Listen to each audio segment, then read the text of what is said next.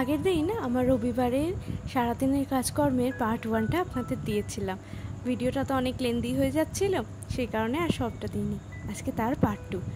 তো চলুন শুরু করি। সবাই কেমন আছেন? ভালো আছেন তো? রবিবারে সকালের রান্নাবান্না তো হয়ে গেছিলো, এখন করছি দুপুরের রান্না। দুপুরে করব উচ্ছে পুটপুটি আর একটু চিকেন। উচ্ছে পুটপুটিটা কোনো দিন কি খেয়েছেন? একবার কিন্তু খেয়ে দেখতে পারেন। চলুন খুব শর্টে আপনাদের রেসিপিটা একবার বলে দিই। উচ্ছেগুলো গোল গোল করে কিন্তু একটু মোটা মোটা করে কাটতে হবে, তারপরে একটু সেদ্ধ করে নিতে হবে। লাল লাল করে ভাজার কোনো দরকার নেই।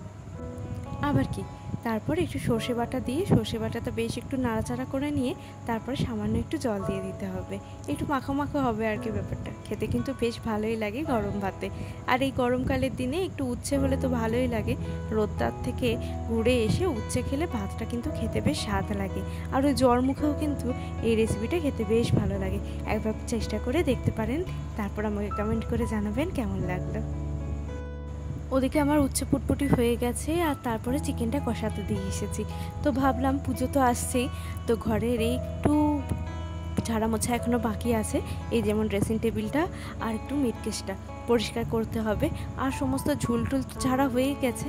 আর ঝুলটুলগুলো আমি প্রত্যেক সপ্তাহেই চেষ্টা করে ঝেড়ে নেওয়ার, সেই ব্লগও আপনাদের সাথে শেয়ার করেছি। ঝুলে যেহেতু আমার অ্যালার্জি, তো ওই কাজটাও অমিত আমাকে হেল্প করে। আজ তো অমিত বেরিয়ে গেল, তো সেই কারণে ভাবলাম ড্রেসিং টেবিলটা তো খুব নোংরা হয়ে আছে, মানে ধুলো জমে গেছে, সেটাকে একটু ডিপ ক্লিন করে নিই।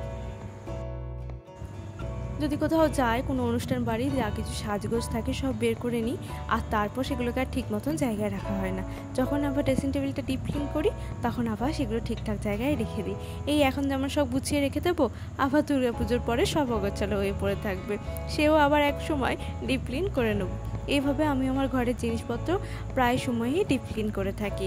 একদম সব কিছু ঝাড়া পোছা করি একটা একটা জিনিস করে। তো ঘরগুলো সেই জন্য কিন্তু আমার অনেকটা পরিষ্কার থাকে। সেই জন্য রবিবার আমার অনেক দেরি হয় স্নান খাওয়া করতে। আজকে আবার বাড়ি ফাঁকা, মা নেই, মা গেছেন মেয়ের বাড়ি। আর বাবা আছে, বাবা তো এখন বেরিয়ে গেছে জমির দিকে।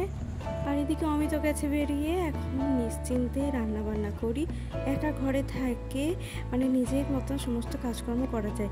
বাড়িতে কেউ থাকলেই কেমন জানি মনে হয় সময় হয়ে হয়তো তাদের খাওয়া দাওয়া দিতে পারলাম না।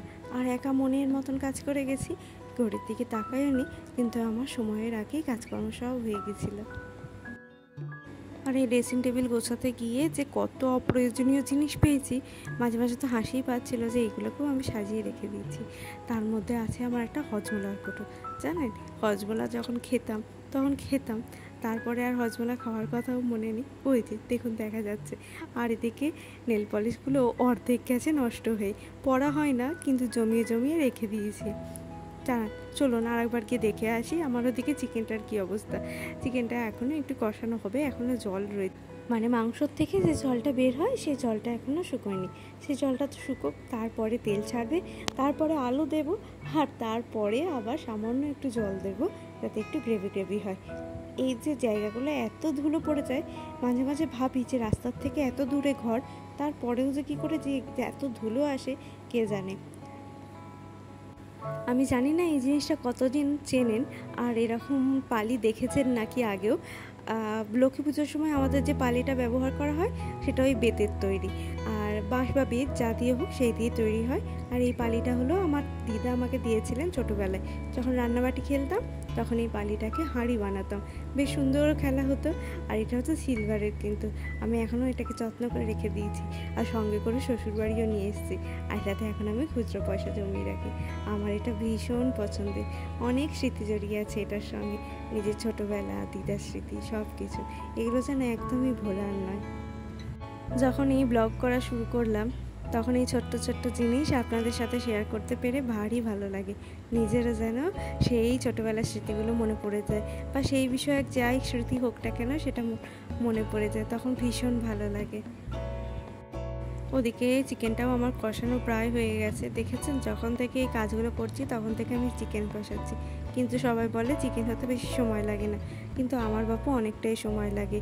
একটু ওই টিনে খেতে হবে, টেনে ছিঁড়ে খেতে হবে, সেই বিষয়টা আমার মোটেও ভালো লাগে না। তো চলুন, আজকে সব কিছু হয়ে গেল। এরপরে কি করলাম সেটা পরবর্তী ব্লগে আসবে। আজকের মতন আসি, সবাই ভালো থাকবেন, সুস্থ থাকবেন। ব্লগটা কেমন লাগলো অবশ্যই জানাবেন।